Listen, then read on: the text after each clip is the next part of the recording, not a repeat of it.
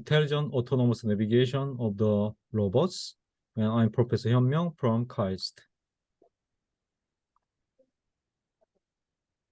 Actually, our lab is named as Urban Robotics Lab. Our lab focuses on developing the robotics technologies for smart cities. We are focusing on developing the spatial AI and machine learning techniques for autonomous robot navigation. So we apply our algorithms to various platforms like mobile robots, legged robots, and drones and swarm robots, and also autonomous car and special purpose drones like climbing aerial robot system and fireproof aerial robot system made by our own. And today I will focus on spatial AI and robot navigation. So we are developing various navigation technologies based on vision sensor, LiDAR sensor, and develops various SLAM technologies, simultaneous localization and mapping technologies for various indoor and outdoor environments. Outdoor environments includes the ground, underwater, underground, and aerial environments. And also we are dealing with the SLAMs in various dynamic and feature pro environment. And also to do that, we also develop various object recognition technologies. And also we develop our own robot platforms like JEROS, jellyfish removal robot system, EROS, green algae removal robot system, and wall climbing drones like KEROS and FEROS, and underground excavation robots like MORBOT. Today, I will focus on this autonomous robot navigation part only. So let me first talk about the autonomous robot navigation technologies, and then I'll also describe about autonomous flight, walking, and exploration robots, and conclude this session. First, autonomous robot navigation. So if you think about the core technologies of the self-driving vehicles, first we have should have some kind of recognition of the objects like the vehicles or pedestrians or traffic signs should be recognized. All this recognition is almost done using the deep learning technologies nowadays. And then in case we don't have the prior map of the environment, we have to generate the map at first. And then we also have to localize the vehicle. In case we don't have the GPS signal available due to the high-rise buildings or tunnels or the underground situation, we should have the localization capability based on the LiDAR sensors or the vision sensor or the radar sensors. And then we should plan the path to the destination and follow this path. And among them, maps generation and localization are the two most difficult parts. So think about the situation when the localization is not perfect, then the mapping is also very difficult to achieve. And in case we don't have the map, then the localization will be also difficult. So the localization and mapping should be solved at the same time in case we don't have the exact prior map of the environment. That technique is called the SLAM, simultaneous localization and mapping. So we develop various SLAM technologies, and among them, we focus on graph-based sensor fusion technologies for dealing with dynamic and feature-poor environment.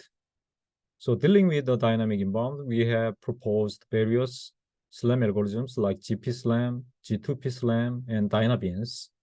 And using these technologies, we received the CES Innovation Award this year.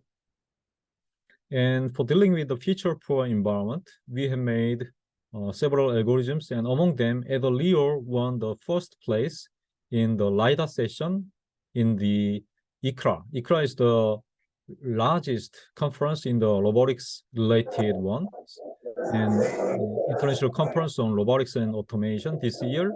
They held the Hill T Slam Challenge, and we got the first place for the LiDAR session and the second place for the vision session. And there were actually 17 teams participated in this event. So DynaBeans actually deals with the vision sensor along with the inertial sensor and builds the odometry. Odometry is the core SLAM technologies. And if you have the loop closing, then that is the SLAM. And before the loop closing, it is called the odometry. You can use the dim learning to identify the dynamic objects. But in case, if you have not trained the class, then for these unknown classes, we cannot identify the moving object. So to cope with that problem, we made this Dynabeans, which can use the dynamic object detection technique, not based on the dim learning.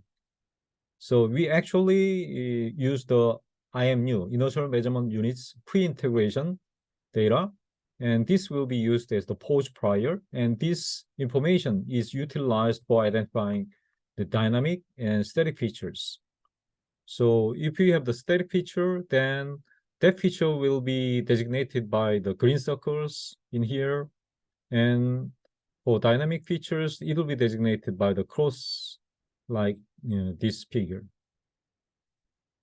So we continuously update the weight for each feature. And if this weight is approaching to 1, then that feature will be regarded as the static one. Otherwise, that feature will be regarded as the dynamic one. So you can see the video in here. So this is the outdoor situation. And the robot is moving as well as the cars are moving. So there is the big truck. And you can see that most of the scene is covered by this big truck, but we can identify the dynamic features as well as the static features and recognize each location precisely. We have compared our algorithm, Dynabeans, with the other state-of-the-art algorithms like Beans Fusion or Orbit Slam 3 or DynaSlam. And you can see that our algorithm performs best.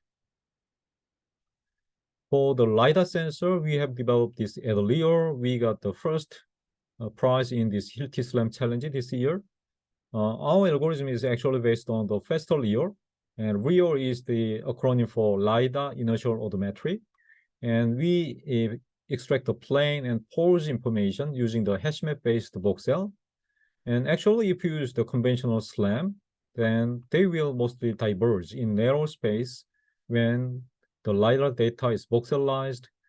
And to cope with this problem, we proposed this layer that adaptively maintains the number of point data in the voxel, regardless of the area size.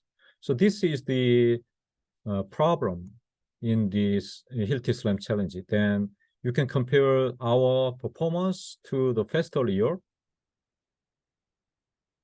And we have the small corridor, narrow corridor, and faster layer actually diverges in this situation, but we can maintain our course precisely and build a 3D map precisely compared to the layer. And UV SLAM is for the visual sensor. And we made this algorithm based on the line feature for the structural mapping. And we also incorporated the vanishing point factor. And this is the novel idea. And this factor can make the FIM, Fisher Information Matrix, to the full length. And that means we can fully observe the state estimation.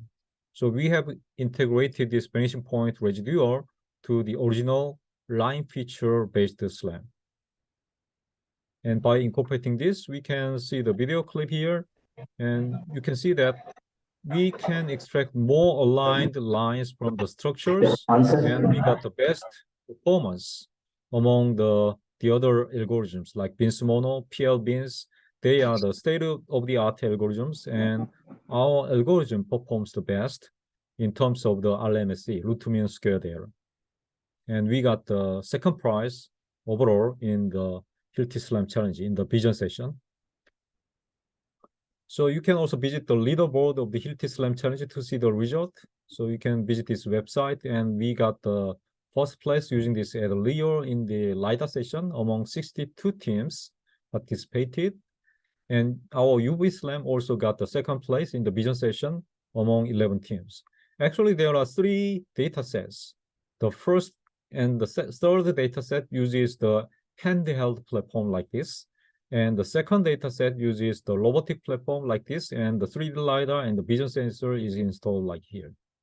So you can see the result here. So you can actually visit this website. So in this website, you can see that our team, Urban Robotics Lab, got the first prize in the LiDAR session. So you can see the leaderboard here. And the second prize went to the HK Hong Kong University. Actually, they proposed the festival year. There were 62 teams. And for the vision session, we got the second. Yeah, Extra Penguin, this is the team from company, and we only got the cash prize because the cash prize are awarded to the academia only. So we were the winner of the LiDAR session and the winner of the vision session. And in the success of the Hilti Slam Challenge, the Quattro actually played a great role. Yeah, Quattro is the algorithm developed by our own. This is the robust global registration algorithm with the ground segmentation. So this is available for the ground vehicles. For example, the autonomous car and autonomous mobile robot and so on. Legged robots, they can use this Quattro or Quattro++. So at first, if we have the source point cloud and the target point cloud, we first segment the ground using our ground segmentation algorithm called patchwork. So this was also proposed by our own. And then have the voxel sampling, and then using the correspondence estimation, we have the matching between these 2 point clouds. So correspondences are obtained, and then we apply the graph-based outlier pruning, and the pruned correspondences will undergo the transformation between these 2 point clouds. So after that, we can obtain the relative rotation between these 2 point clouds, and as well as the relative translation between these 2 point clouds. So we have combined all these algorithms, and we got the first prize. So you can see the actual video of this Quattro++.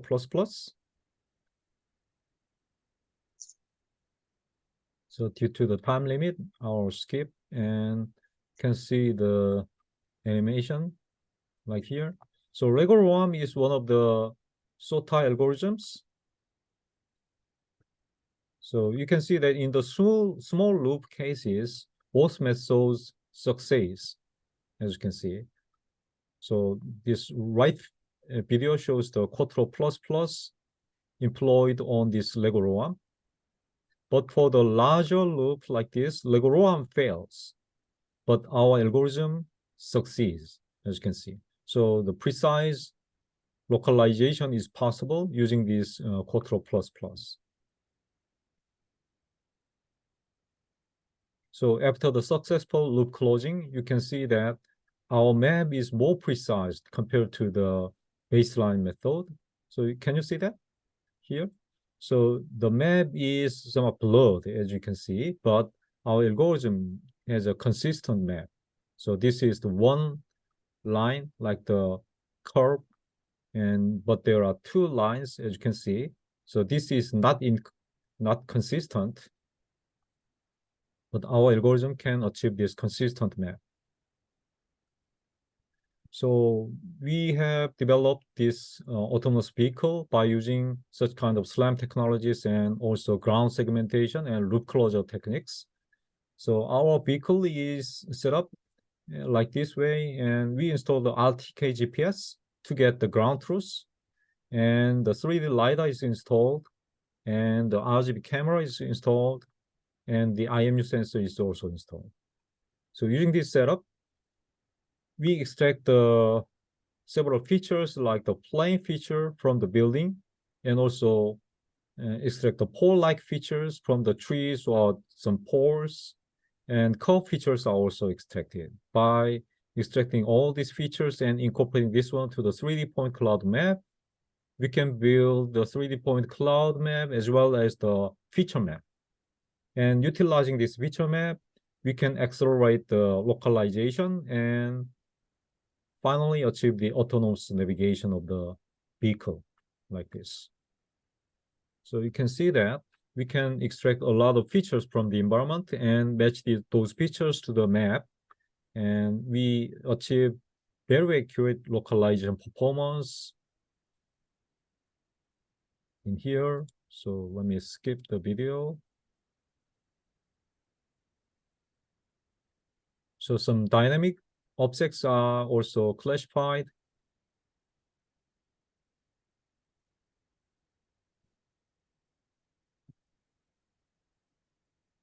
So we could successfully traverse the KAIST campus. Next, we can apply this technique to the autonomous flight, walking, and exploration. So first, we can deploy our algorithm to the UAV system, unmanned aerial vehicle system. So we utilize the visual inertial odometry based on the camera information and the IMU information. And also 3D LiDAR can be utilized. So we have the normal distribution transform, and the ICP algorithm is used. Iterative closest point algorithm is used for the registration, and they are actually combined hierarchically. So we have built this HEG SLAM, hierarchical graph-based SLAM, for this purpose. And we have deployed our algorithm to the real drone and applied to the 2 sites in South Korea. So we have made this platform.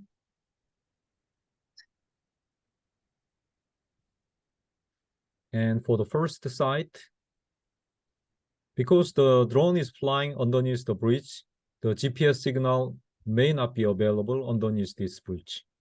Although, despite this situation, we can localize the vehicle. So you can see the white trajectory represented in this figure. So we can localize the vehicle accurately. And also, this is second site. So we can build the 3D map and also capture the underneath images of the bridge.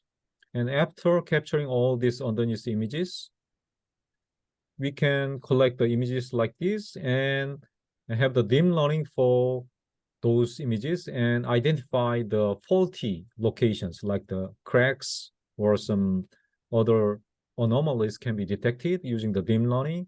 And this location can be actually identified by using our SLAM algorithms. The longitude, latitude, and altitude are recorded using our SLAM technologies, so we can actually maintain these faulty locations later. And this shows the exploration for underground inspection. So we have made our own drone, and this drone can fly in this underground for power line inspection. So this explores the unknown space.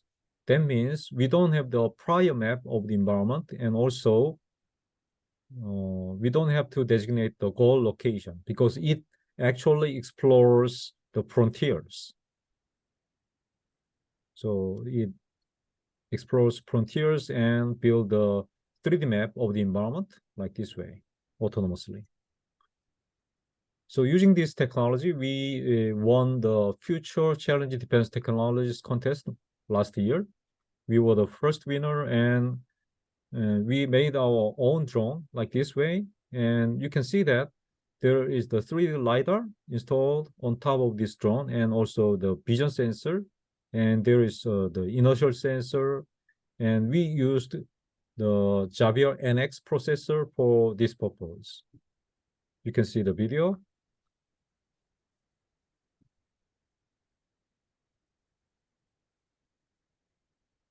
So there is no prior map of this environment. You should avoid the obstacle and explore the unknown sites. So you can see that the frontiers are explored, and the drone plans to pass to the frontier. And it autonomously builds a 3D map of the environment like this way. And it goes to the second floor. And also, if it finds out the soldier, then it designates its location on this map. And if there is the weapons, then the weapon location is also designated by the red circle, as you can see. The green circle indicates the soldier locations.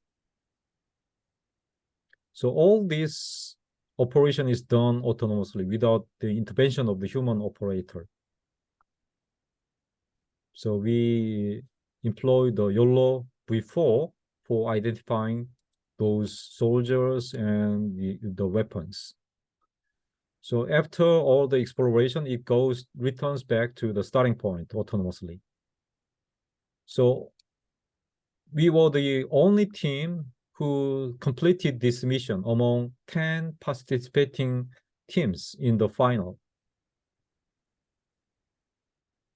Lastly, let me explain about our legged robot project. We developed a spatial AI for autonomous navigation of the legged robots in dynamic and atypical environments for real application.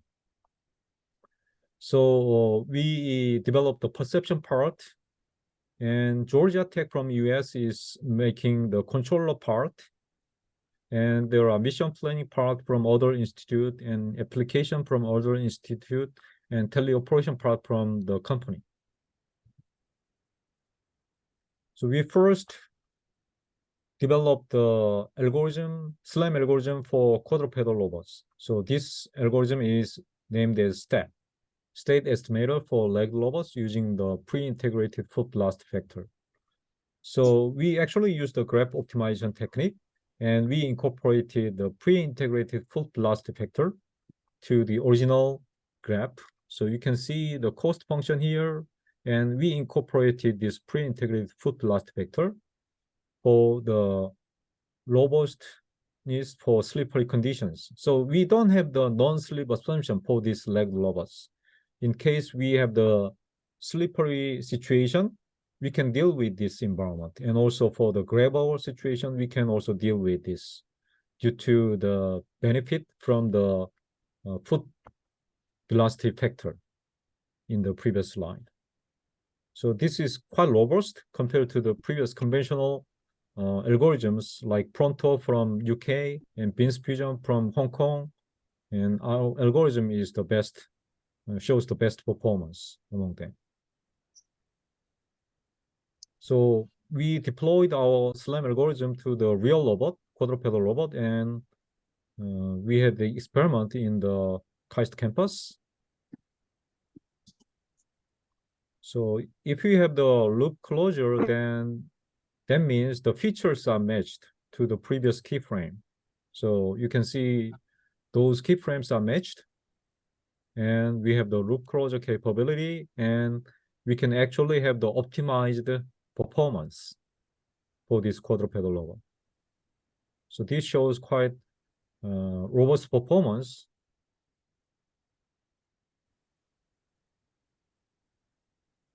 As you can see.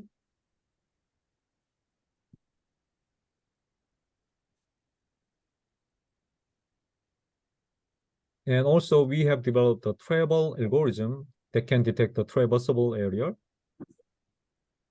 So we incorporate the machine learning technique to identify the traversable area.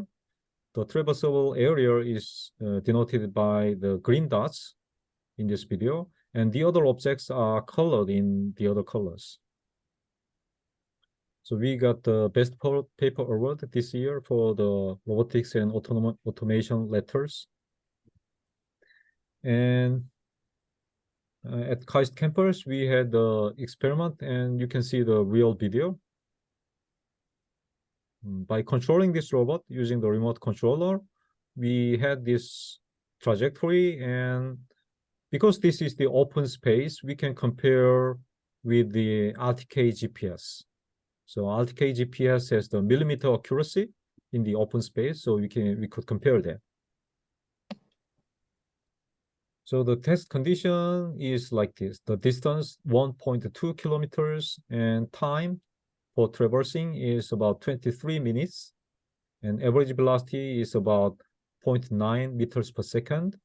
And we compared our algorithms performance with the ground truth generated by this RTK GPS. And you can see that our result is quite competitive. And we only had the error of 20 centimeters. This is quite accurate result compared to the traversing distance, 1.2 kilometers. But if you use the conventional controller provided by the company, then it'll exhibit this kind of behavior. If you have the steep slopes, then it cannot climb, actually. So it fails. And also, for this staircase, you can see that if you command the robot go forward, then it falls down like this way. So they actually need accurate map and the robot model to use this model predictive controller for either cases. So this is the limitation of the conventional controllers. So we made our own controller called DreamWaQ. This is the DreamWaQing for quadrupedal robots. And we built this robust blind locomotion policy by the asymmetric actor critic in the framework of deep reinforcement learning. And we actually established this context-aided estimator network and also adaptive bootstrapping for robust and faster running. And also there are only inputs from proprioceptive sensors like the joint sensor and the inertial sensor. We do not need any exteroceptive sensors like the LiDAR or the vision sensors. So without aid of any external visual or LiDAR sensors, we only have its internal sensor data and control the robot to climb the stair or climb the steep slopes. So all the training is done in the simulation only. So we have the inputs from the inertial sensor and the joint sensor, and then context-aided estimator is trained, and the policy network is also trained. And because this is done in the simulation, we have the privileged observations like the robot is climbing the stairs successfully or not. So that will be trained as the value network, and it'll give the feedback to the policy network as the reward or the penalty. So after the training, we can deploy our estimator and the policy to the real robot in a zero-shot manner. So we don't have the further training in the real situation. So we have released this video, this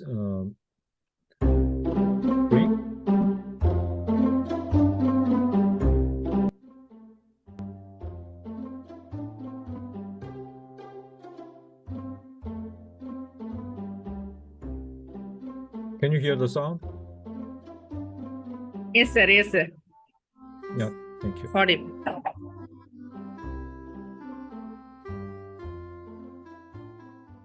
We present DreamWaQ, a robust quadrupedal locomotion controller that relies only on proprioception.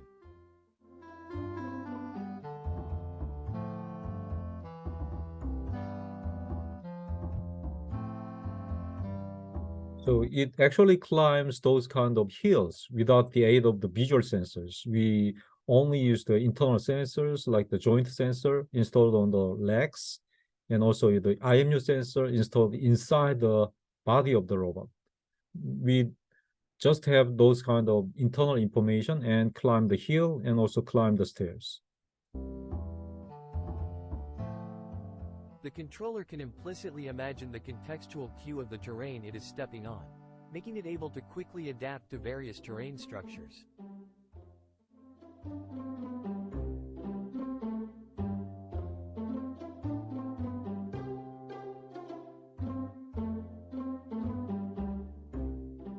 The robot may eventually miss its step because it cannot directly see the terrain structure. However, the controller's high agility and robustness enable the robot to quickly adapt its gait and recover from failures.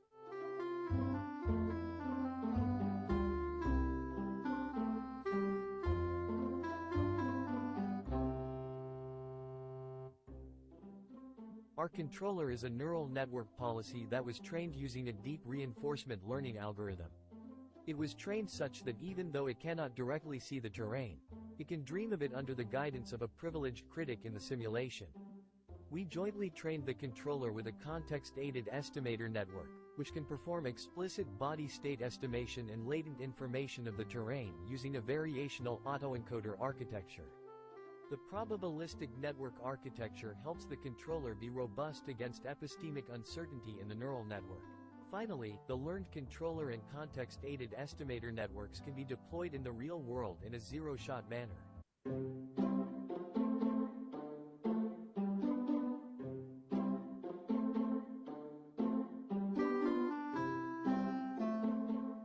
We tested our controller on various outdoor environments that are challenging for a relatively small quadrupedal robot.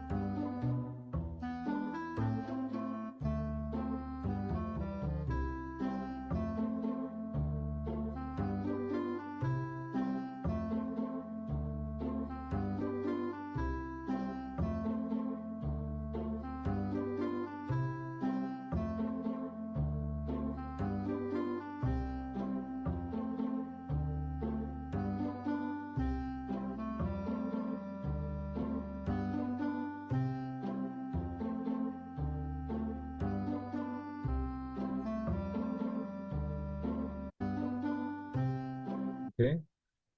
Let me show the extreme cases also.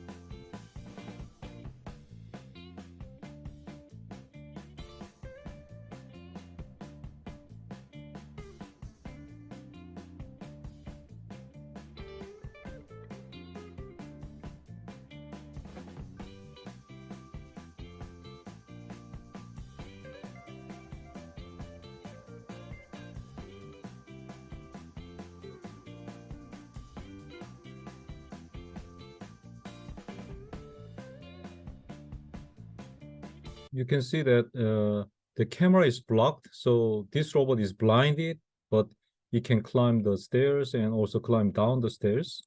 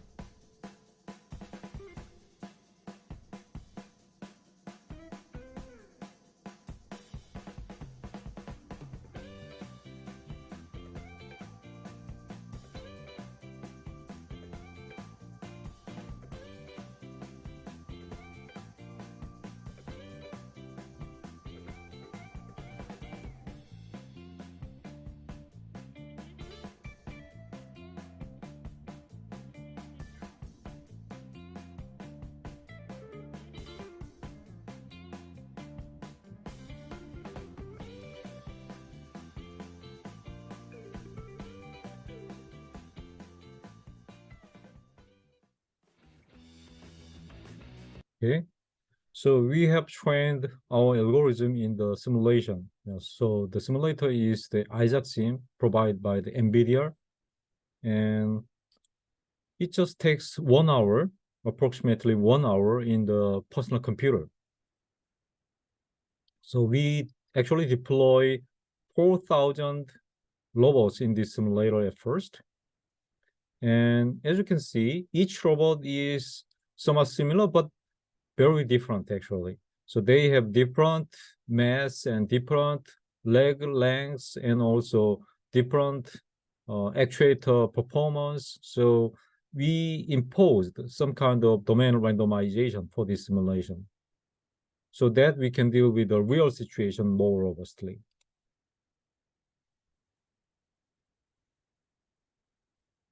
So after the 500 iterations, the robots can now stably work on the flat terrain. And we now can walk through the stairs after the 1000 iterations.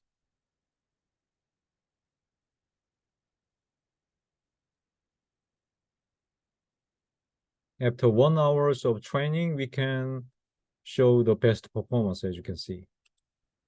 So this trained network is transferred to the real robot, and we don't need any further training for the real robot.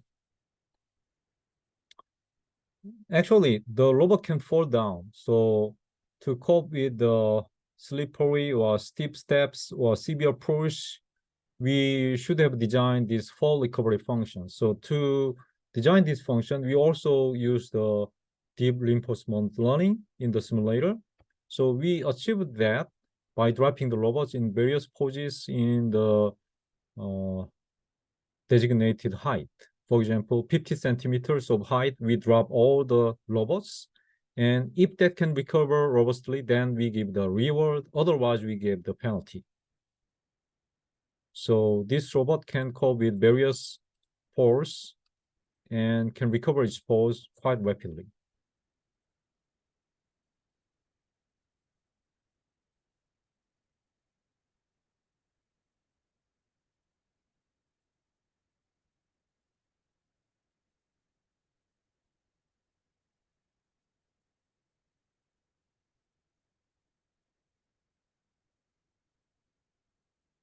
Okay. So actually, this function, fall recovery function, was the crucial in the IEEE ICRA this year's quadrupedal robot challenge, QRC. So we participated in this QRC challenge, and we could cope with various slopes and sponges and hurdles. But this policy was never trained in such combinations of terrains before, but we could robustly cover our pose in this situation. So this is the sponge case. It could stand up when it fell down. So we could continuously walk through this environment. So actually, we got the first place in this QRC competition held in London, UK this year.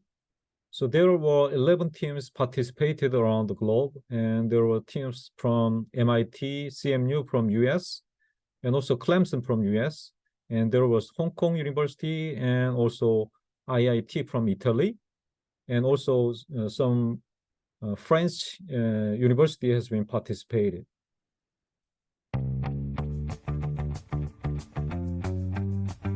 So this robot is from MIT. So they did not utilize the deep learning, and also the autonomous navigation capability was not available. They used the remote control strategy. So due to the time delay for the remote control, it suffered from severe motion distortion, actually.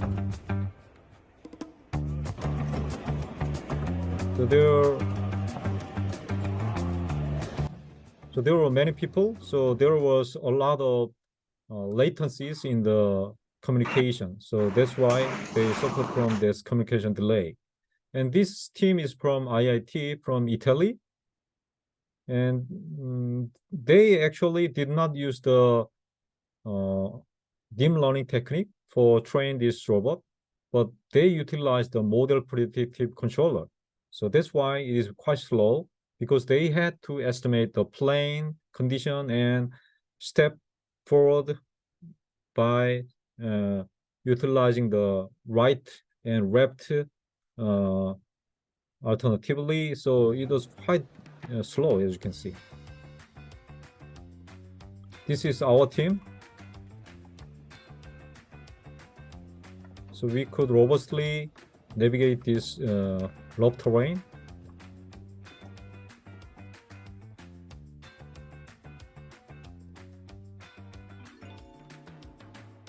So finally, we had this deep learning technique, and we got the 246 points in overall, and MIT got the 60 points.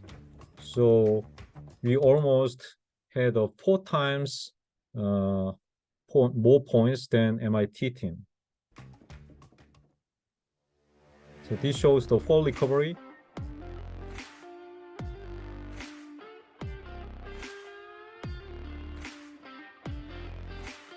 And we actually incorporated our SLAM technique for pose estimation and also our own global path planning and also our own local path planning. So all these technologies should be integrated to have the safer navigation around this rough terrain.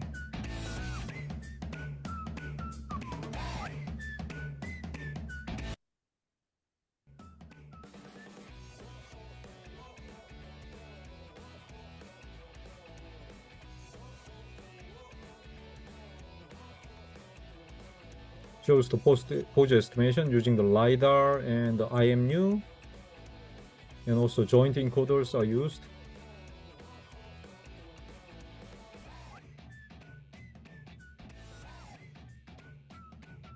Global planner, we actually estimate the safe level of this terrain.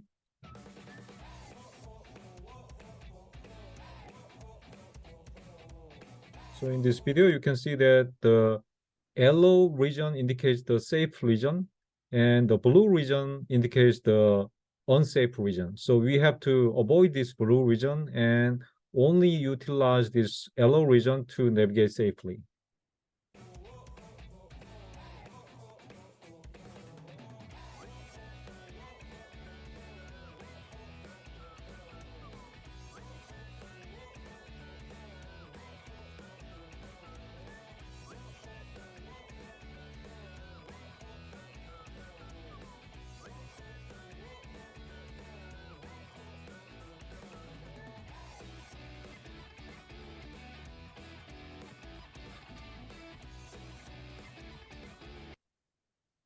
So this video will also show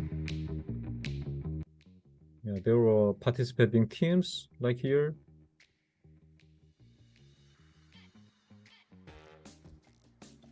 You can see the 5 different sections in this competition. Section A includes the crossing lamps, and section B includes the soft foam like the sponge and with the hurdle. Section C includes the steps with the pipelines and lamps. So this pipeline will roll over. And D section includes the K-rail diagonals, and E section crater-like step field. So there are some holes in this situation.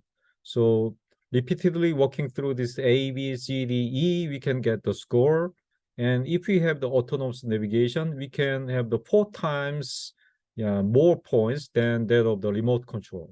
So that's why we got the 4 times more points than that of the MIT.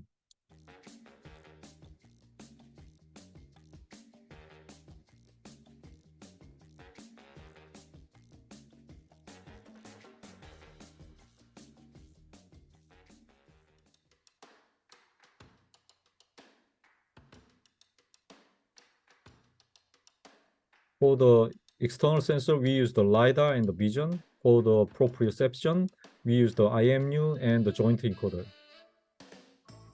So we have made our own algorithm called ADA-LBIC. So ADA-LEO combined with the visual sensor and also the kinematic joint encoder sensor data. So we have named it ADA-LBIC.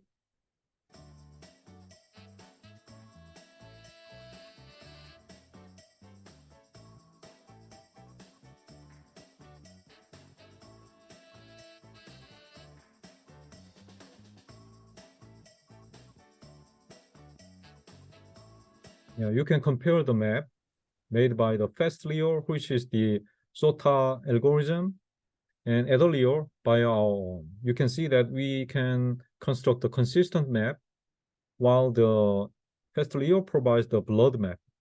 So we can more accurately estimate each location based on this map.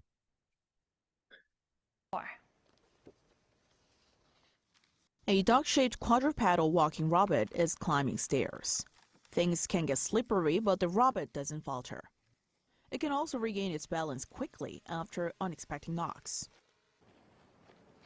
Introducing DreamWaQ, the robot named after its key technology, DreamWaQ. Just as people are able to navigate to the bathroom in the dark after waking up at night, DreamWaQ has also no need for visual cues. Using just two sensors, joint and inertial, the DreamWaQ, developed by a KAIST research team, can go anywhere.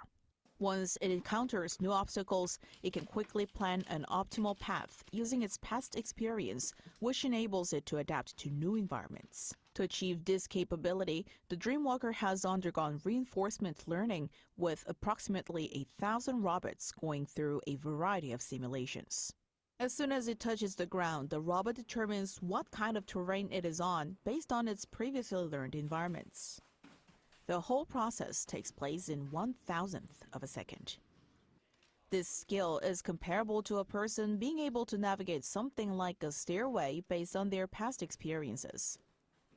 Another thing that sets DreamWaQ apart is its Okay, so after the success of the competition, we are trying to make a new capability for this quadrupedal robot using the reinforcement learning technology. So we can only use the two legs to have the handstand like this way.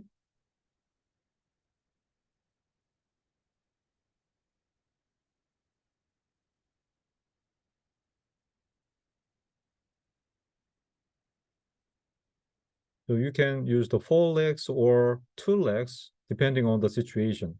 So we have tried it in the Isaac gym. So real robot.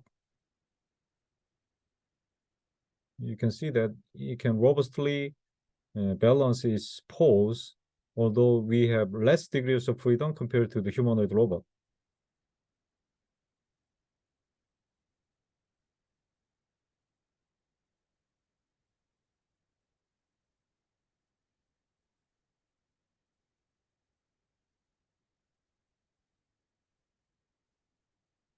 Okay, also you can climb up the stairs and climb down the stairs blindly using this controller.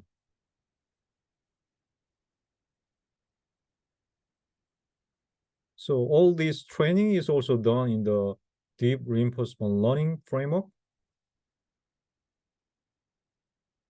And lastly, we also made the Morebot in 2020. The Morebot imitated moles which can move freely under the ground. Let's take a deeper look into the Morebot, which can perform various tasks, including powerful excavations.